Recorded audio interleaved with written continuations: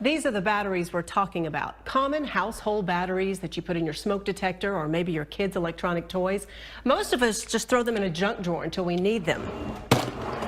That could be all it takes to start a fire. Every time Jennifer Buis loads her children into her SUV, she's thankful. Let's hit the road. It's a simple act she doesn't take for granted. All right, y'all strapping up? After her last Suburban caught on fire and ended up damaging most of what her family owned. October 31st at 4:30 in the morning, we heard a car horn going off. Grabbed the keys, went to the garage, opened the garage door, and the Suburban was completely on fire. When the North Hays County Fire Rescue teams arrived, the flames had spread to the garage and up into the attic of their home.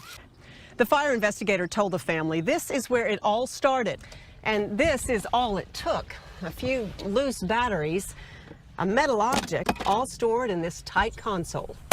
These small AA batteries got into just the right position, came into contact, and generated enough heat to set paper on fire. It takes contacting the negative and the positive post with something metal, and then you start building up heat.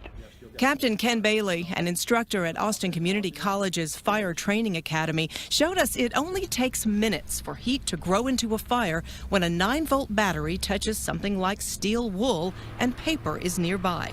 As far as a AA goes, Captain Bailey says it would not be as likely for it to start a fire because the positive and negative posts are on opposite ends of the battery. But watch what happens when he puts a simple paper clip on both ends and we use a heat detector. Ow, it's getting hot. 79. That's too hot to hold. So the likelihood of junk drawer batteries causing a fire in your home may be low, but it's an accident that's easy to prevent. So if you store them in the packaging you bought them in, you're going to reduce the likelihood that it's going to cause an issue.